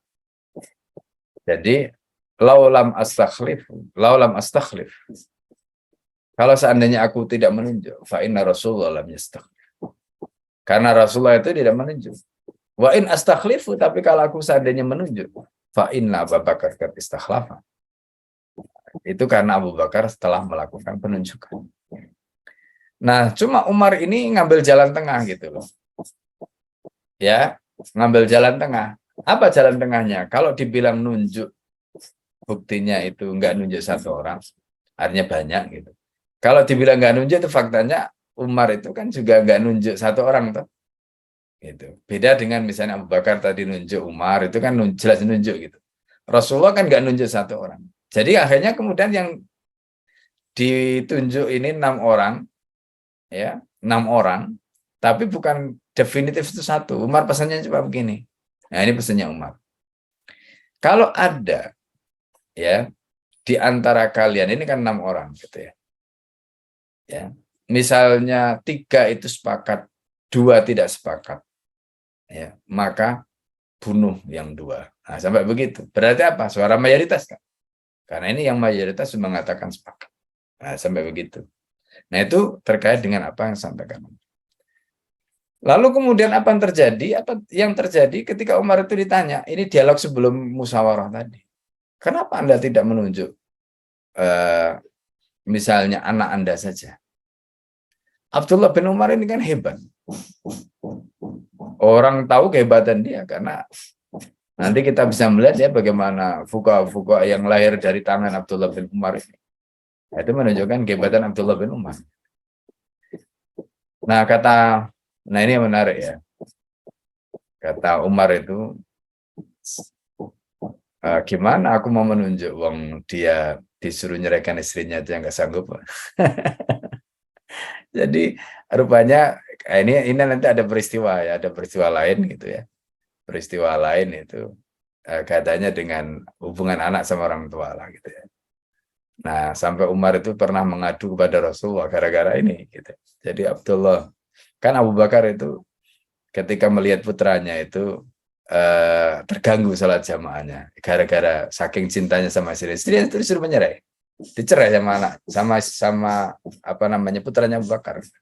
Tapi giliran Abdullah bin Umar itu kan ini kan Abu Bakar nyuruh anaknya nyerah istrinya, cerai. Umar melakukan hal yang sama tapi sama Abdullah bin Umar itu ditolak gitu, nggak mau gitu. Terus nah ini kan ada 2 peristiwa ya, dilakukan oleh 2 sahabat yang sama-sama hebat. Yang satu anaknya mencerai, yang satu enggak gitu. Nah, akhirnya apa namanya peristiwa ini kan dilaporkan kepada Nabi gitu. Nah ini nanti cerita lain lah, apa kisah lain yang terkait dengan birrul walidain, sejauh mana anak itu harus taat pada orang tua, itu nanti bisa merujuk kepada riwayat ini gitu. Nah intinya memang itu enggak terjadi dan ya meskipun Rasulullah SAW sudah turun tangan itu, tapi tetap Abdullah bin Umar itu kakak nggak mau menceraikan istrinya gitu ya. Makanya kemudian Umar mengatakan, dia disuruh nyerah istrinya itu nggak sanggup kok. Ya, mau diserai jabatan yang lebih besar. Nah, itu jadi catatan dalam diri Umar itu. Akhirnya nggak mau nunjuk anaknya. Gitu. Nggak mau nunjuk anaknya. Nah, coba bayangkan ya. Padahal kurang apa coba. Nah, ini kan luar biasa. Nah, itu juga kembali nanti kepada kekhawatiran Umar, kalau jangan-jangan nanti gara-gara istri dia nggak bisa adil pada rakyatnya. Bisa jadi ya karena mungkin dikendalikan istrinya dan sebagainya, jadi kan nggak boleh pemimpin gitu. Ya kan? Nah ini. Lalu kemudian ditanya lagi, terus siapa gitu? Ya kan? Umar kemudian mengatakan, andai saja Abu Ubaidah al-Jarrah masih hidup, karena Abu Ubaidah al-Jarrah itu kan sudah meninggal pada saat peristiwa Amasyah itu. Ya, Amasa itu adalah apa namanya virus ya atau wabah yang pernah terjadi di Palestina gitu. Sehingga ada ungkapan yang masyhur ya. Jadi Abu Ubaidah waktu itu kan disuruh meninggalkan itu. Ya. Karena ada riwayat kan dari Abdurrahman bin Auf yang menceritakan, jadi kalau kamu itu berada di satu tempat, di situ ada taun, ada wabah, itu kamu harus keluar gitu. Tapi kalau kamu di luar kamu jangan masuk, tapi kalau kamu di dalam kamu jangan keluar gitu. Nah, waktu itu Umar itu sebenarnya sudah melakukan evakuasi gitu di perbatasan Amasah tadi itu sudah disiapkan, tapi ya Abu Ubaidah al-Jarrah tidak mau meninggalkan itu. Lalu kemudian pertanyaannya begini, anafir min qadarillah, kata ini masyhur. Apakah kita akan lari dari qadarnya Allah? Kemudian Umar mengatakan, kalau seandainya yang ngomong bukan kamu, katanya. Tapi karena aku tahu kamu, kalau karena kamu yang ngomong, maka tidak. Nafiru min qadarillah al-qadarillah, katanya. Kita itu lari dari takdir Allah menuju takdir Allah yang lain gitu. Bukan berarti kita lari dari takdir Allah kemudian kita ini sebenarnya nggak bisa lari dari takdir Allah, tapi kita itu lari dari satu takdir ke takdir yang lain gitu. Itu kata Sayyidina Umar. Itu kalimat yang masyhur. Ya. Akhirnya Abu Ubaidah meninggal pada saat peristiwa Bah itu. Nah, itu betul-betul sedih lah. Umar bin Khattab sedih karena beliau itu sudah melakukan upaya gitu. Makanya Umar bin Khattab mengatakan kalau seandainya Abu Ubaidah al-Jarrah ini masih hidup, aku akan tunjuk dia. Kenapa? Aku menunjuk dia karena Rasulullah itu pernah mengatakan, ya, Abu Ubaidah al-Jarrah aminun fis sama'i wa aminun fardi. Jadi ini orang yang amanah di kalangan penghuni langit, itu tercatat sebagai orang amanah, di kalangan penduduk bumi dia juga tercatat sebagai orang amanah. Jadi orang inilah yang aku akan tunjuk kalau seandainya dia masih hidup. Karena kalau aku nanti ditanya sama Allah, ya, maka aku akan katakan Rasulmu mengatakan Abu Ubaidah ini begini. Nah, gitu loh. Nah, ini alasan yang Masya Allah, ya kan. Tapi karena Abu Ubaidah nggak ada, ya sudah. Nah, akhirnya kan 6 orang itu kan. Nah, terus Umar bin Khattab tadi berpesan gitu. Makanya dalam pemilihan 6 orang itu Umar bin Khattab kemudian mengangkat ada seorang amir sementara yang diangkat. Ya, dan inilah yang kemudian nanti ditugasi oleh Umar. Kamu ya yang kalau nanti ada di antara 6 ini 3 sepakat, 2 tidak, penggal lehernya. Sampai begitu Umar itu. Itu pesan Umar kepada amir sementaranya tadi. Nah, kemudian di mana posisi Abdullah bin Umar? Nah, jadi ini kan 6 orang ini. Abdurrahman bin Auf kemudian menarik diri. Baik, kalau begitu, kalau Anda setuju, kata Abdurrahman bin Auf, aku yang akan memimpin. Ya, jadi akhirnya berarti kan 6 tinggal 5 kan? Nah, karena satu Abdurrahman bin Auf itu yang memimpin gitu. Nah, akhirnya kemudian dilakukanlah voting gitu kan? Dilakukanlah voting gitu. Siapa yang akan menggantikan Umar ini.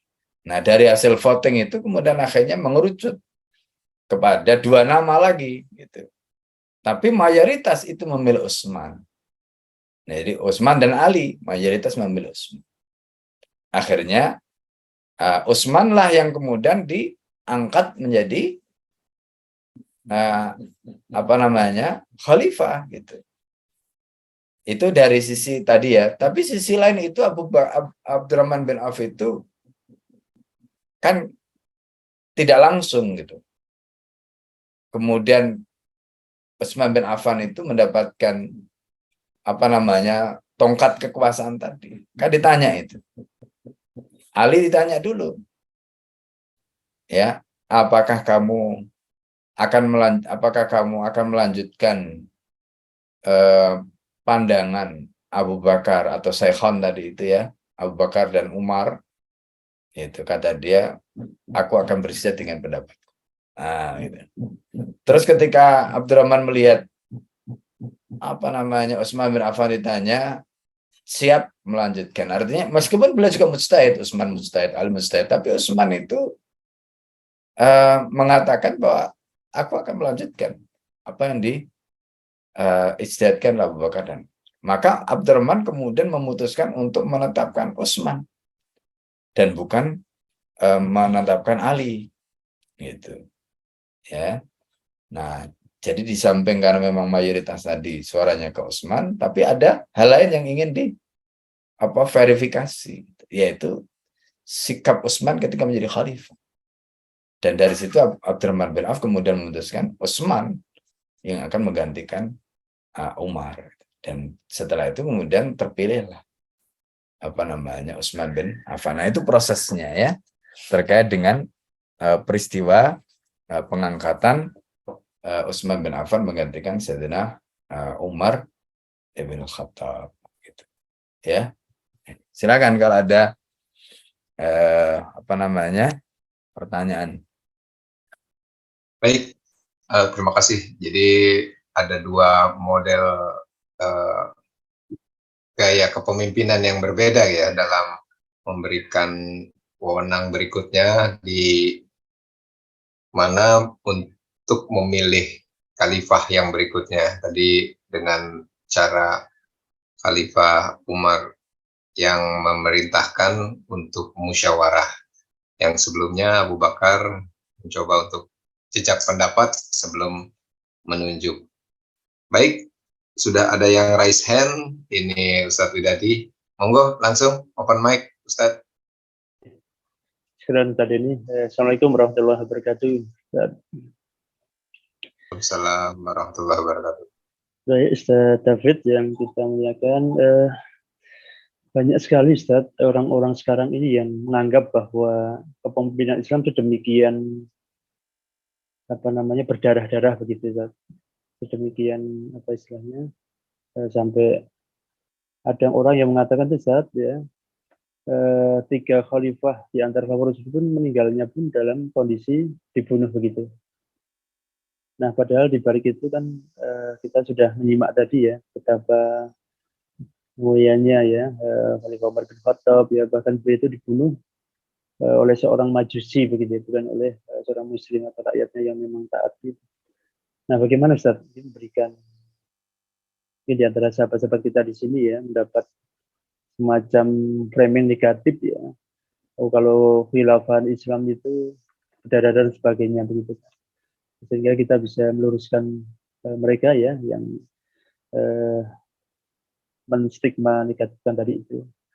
Yang kedua, Ustaz, terkait dengan banyak sekali webinar maupun semacam diskusi begitu, Ustaz, yang diadakan akhir-akhir ini begitu, yang notabene itu kok saya melihatnya sekali lagi ya tadi yang mencinta bunuhkan Islam ya, dalam hal ini ajaran khilafah, disebut misalnya temanya itu mewaspadai misalnya ya bahaya laten khilafah begitu ya, atau paham khilafah dan sebagainya.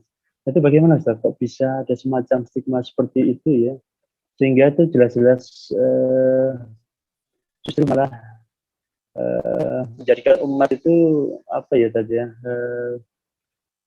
menganggap bahwa khilafah itu sesuatu yang mengerikan begitu ya. Yeah. Ini bagaimana Ustaz? Mungkin dua hal itu yang mungkin Ustaz mohon diberikan pencerahan kepada kami semua. Syukran. Assalamualaikum warahmatullahi wabarakatuh. Salam. Yang pertama terkait dengan masalah khilafah atau sejarah Islam itu berdarah-darah. Nah, di sini kita harus membedakan ya peristiwanya. Jadi ada mungkin peristiwa yang sama, yaitu pertumpahan darah. Tapi kan kita harus melihat dengan tadi itu adil, dengan jujur, gitu. Tidak boleh dengan kebencian, gitu. Karena ketika melihat dengan kebencian itu kan ya tidak adil, dan terus yang kedua ya pasti ini lahirnya bukan dari Islam. Kalau ngomong ini justru untuk menjaga Islam, itu omong kosong lah. Gitu ya. Nah itu.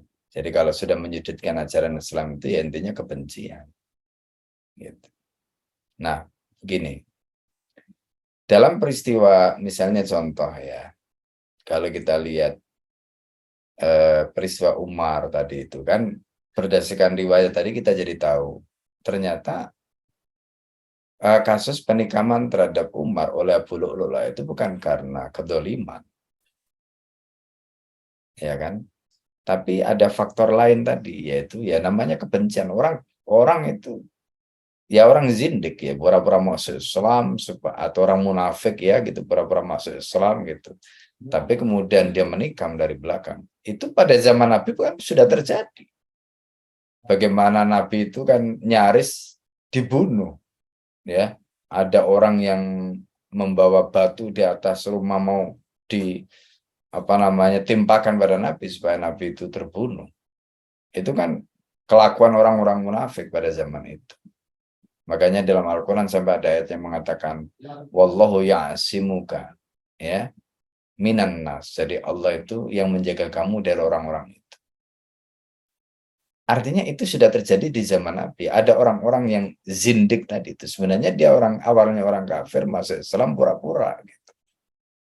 Nah itu yang juga terjadi pada zaman Sayyidina Umar. Ya kan? Pada zaman Sayyidina Umar. Jadi kalau ini disebut berdarah-darah, ya nggak tepat kalau faktornya tadi itu bukan karena faktor Islam. Tapi faktornya itu adalah faktor hati yang memang kotor dari awal. Ya, karena itu bukan ajaran Islam. Ya, ini yang harus kita paham. Nah, begitu juga kasus yang kita lihat pada saat pembunuhan Sayyidina Utsman. Itu juga sama. Di situ melibatkan orang Yahudi, Abdullah bin Sabah, yang berhasil memprovokasi orang-orang Mesir untuk kemudian melakukan pengepungan terhadap Utsman dengan fitnahnya itu. Nah, ini kan juga sama. Ya. Nah, jadi dari kasus ini tidak bisa ditarik kesimpulan bahwa khilafah itu berdarah-darah. Bahwa ada peristiwa pembunuhan terhadap khalifah itu iya. Gitu. Ya kan? Tapi kan kemudian tidak boleh di framing ini berdarah-darah. Gitu. Apalagi kemudian seolah-olah itu menunjukkan kegagalan atau itu menunjukkan kedoliman dan sebagainya. Enggak juga. Makanya tadi kan kita sengaja sampaikan kisah Mughirah bin Syu'bah dan ternyata clear. Itu enggak ada hubungannya dengan kasus itu. Bahkan Umar enggak menyinggung peristiwa terkait dengan dia dengan Abu Bakrah. Itu yang terjadi di zaman Sayyidina Umar. Iya kan? Untuk menunjukkan bahwa ini clear enggak ada hubungannya gitu dengan peristiwa itu. Nah, jadi ini ya yang harus kita pahami. Nah, karena itu kalau dari peristiwa tadi disimbolkan seperti itu berarti memang satu framing, yang kedua untuk membantahnya bagaimana ya berarti kita harus menguasai banyak riwayat, ya, bukan hanya riwayat intinya terkait dengan kasusnya. Jadi misalnya orang itu mengatakan, loh itu buktinya ada kasus pembunuhan, tinggal di challenge saja. Anda tahu nggak kasusnya kenapa? Nah kan gitu. Nah, nanti dari situ kan kelihatan itu dia ngawur apa ada riwayat yang memang benar yang menceritakan itu. Kebanyakan ngarang, ya kan, untuk membuktikan argumentasinya. Nah kan riwayat tadi kan menarik itu yang disampaikan oleh Sayyid Al-Kandahlawi. Nah ini contoh. Jadi kalau hanya melihat kepada fakta kejadiannya saja memang seperti itu kelihatannya, tapi kan ini ternyata enggak. Nah, makanya bagaimana caranya supaya umat ini enggak kemakan framing tadi? Ya dijelaskan kejadian yang sesungguhnya itu seperti apa. Sehingga kemudian clear di dalam belajar sejarah. Kan kita tidak bisa ada banyak perkara yang di luar kendali kita kan. Itu namanya qada dan qadar. Jadi karena itu Umar itu kan tadi berpikirnya positif. Oh ini jangan-jangan karena ini. Untuk melihat ada enggak kesalahannya. Tapi kalau ternyata ya qada dan qadar ya kan.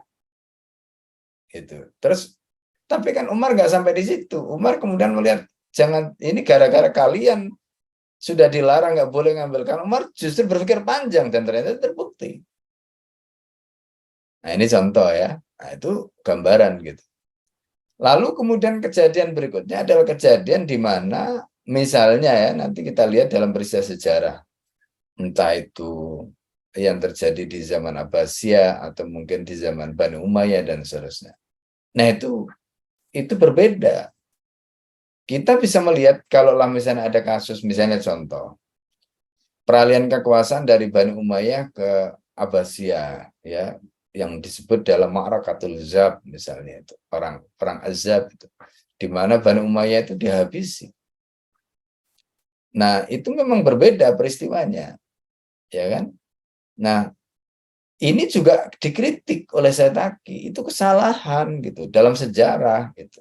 Tapi kan kesalahan dalam sejarah ini kan kita tidak boleh jadikan sebagai acuan hukum gitu, bahwa seolah-olah khilafah itu salah. Enggak, yang salah itu pelakunya.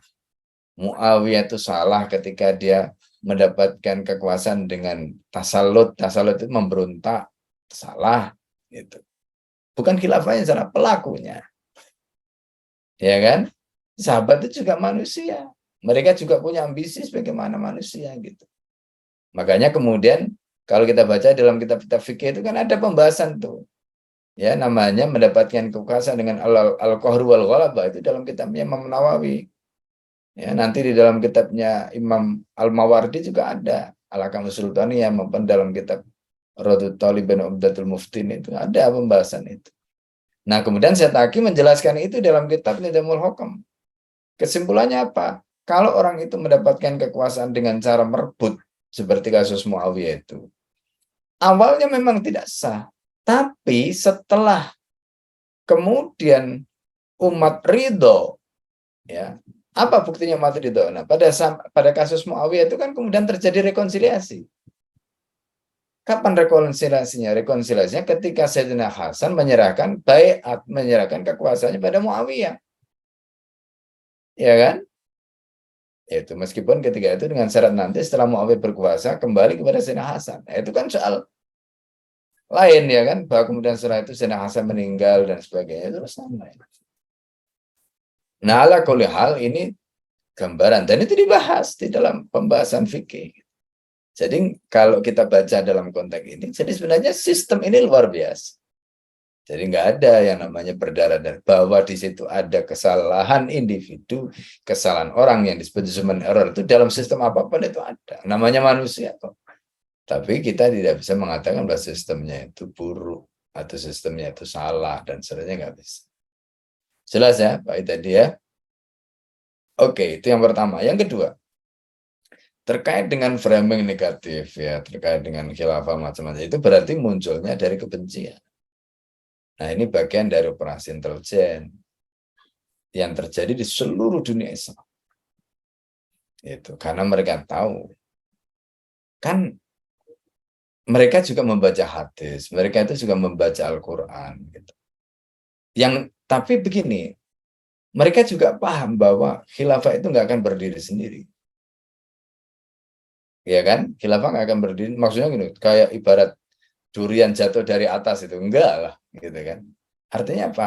Ketika ada janji Allah yang Allah janjikan, dan mereka meyakini itu janji Allah, mereka meyakini itu busra Nabi, itu mereka meyakini, karena mereka nggak bisa menolak hadis itu. Jadi kalau mereka menolak begini itu dalam rangka apa? Untuk mendelegitimasi. Jadi ibaratnya gini, mereka itu berperang dengan diri mereka sendiri sebenarnya, gitu. Ya kan? Nah, lalu kemudian mereka mengidentifikasi. Karena ini nggak mungkin turun dari langit kan, berarti untuk sampai ada itu kan berarti harus ada orangnya yang menjadi wasilah, itu ada. Kelompoknya yang menjadi wasilah itu ada. Makanya kemudian mereka identifikasi orang dan kelompok tadi itu diidentifikasi. Nah, inilah yang kemudian mereka perangi, idenya mereka perangi, kelompoknya mereka perangi, orangnya mereka perangi. Untuk apa? Memerangi kembalinya ide tadi. Tapi kan sesungguhnya ini kan idenya Allah. Ini kan keputusannya Allah. Ini kan janjinya Allah. Loh, siapa yang bisa merangi? Mereka bisa saja misalnya merangi kelompok ini yang mereka teropong tadi sebagai, tapi kan kalau Allah tiba-tiba, kan kita nggak tahu ya, tiba-tiba misalnya ada entah dari mana itu, kemudian kelompok ini ternyata nanti diberikan kekuasaan Allah, kan memang ada. Ya, entah itu nanti di mana ya kan kita nggak tahu. Apakah bisa mereka membendung itu? Wong ini idenya Allah, ini keputusannya Allah. Kan nggak bisa. Kalau sudah tiba waktunya, misalnya begitu. Nah, itulah yang kemudian akhirnya orang meyakini Imam Mahdi macam-macam tadi itu. Gitu. Tapi kan kita nggak tahu. Nah, yang kita lakukan itu adalah melakukan apa menjadi kewajiban kita. Ya kan? Tanpa kemudian kita melihat, wah biarlah Imam Mahdi yang nanti. Kan nggak boleh begitu juga. Lakukan apa menjadi kewajiban. Nah, mereka yang memusuhi mereka yang terus membuat framing, ya urusan mereka sama Allah. Urusannya istilahnya itu urusannya bukan sama kita, urusannya sama Allah. Ini kita ini cuma nyambung lidah kok. Ya kan, menyambung lidah. Urusannya mereka nanti sama Allah, bukan sama kita. Nanti biar Allah yang, kalau mereka nggak bisa kita nasihati, nggak bisa kita beritahu, kalau bahasanya Nabi itu begini, ya, itu hatta yahkum Allah bainana wa bainakum. Sampai nanti Allah yang akan memutuskan siapa yang akan menang antara kita dengan kalian. Nah, begitu. Itu bahasa Al-Quran itu. Nabi itu kalau udah kesel itu, ya kan, begitu. Hatta yahkum Allah bainana wa bainakum. Ya sudah. Ini nanti urusannya sama Allah, sehingga Allah yang akan putuskan, begitu. Nggak bisa lagi diberitahu kok. Nah, gitu Pak ya. Nah, itu serahkan sama Allah, itu urusannya Allah.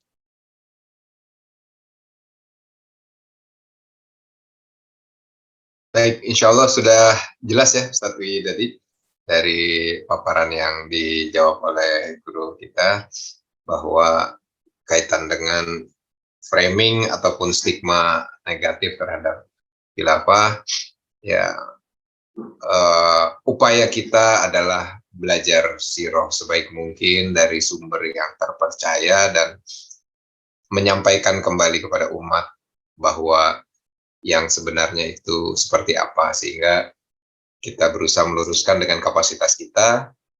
Apabila tidak sesuai dengan yang kita harapkan, ya kita kembalikan kepada Allah yang maha terbaik dalam merencanakan apa yang terjadi di masa yang akan datang.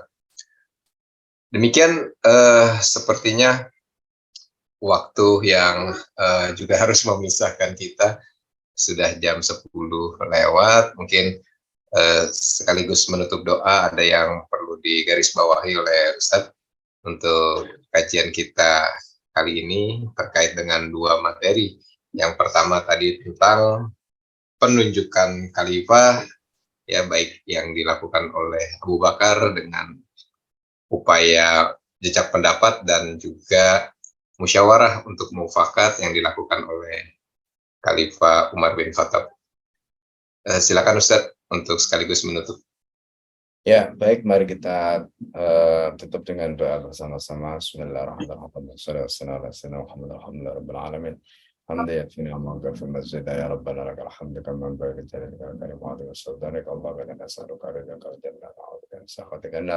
Allahumma inna nas'aluka minal khairi kulli ajili wa ajili ma 'alimna min wa ma lam na'lam wa na'udzu min syarri kulli ajili wa ajili ma 'alimna min wa ma lam na'lam.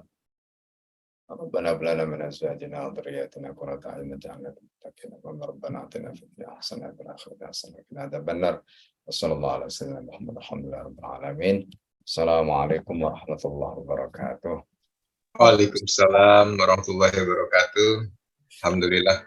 Jazakallah khairan katsiran Ustadz atas ilmu dan paparannya. Semoga Allah sehatkan selalu sehingga kita bisa teruskan keistiqomahan dalam sirah Nabawi ini di pekan-pekan berikutnya. Kepada teman-teman, mari kita sama-sama menutup dengan membaca istighfar 3 kali. Astagfirullahaladzim, astagfirullahaladzim, dan doa kafaratul majlis. Subhanaka Allahumma wa bihamdika, la ilaha illa anta,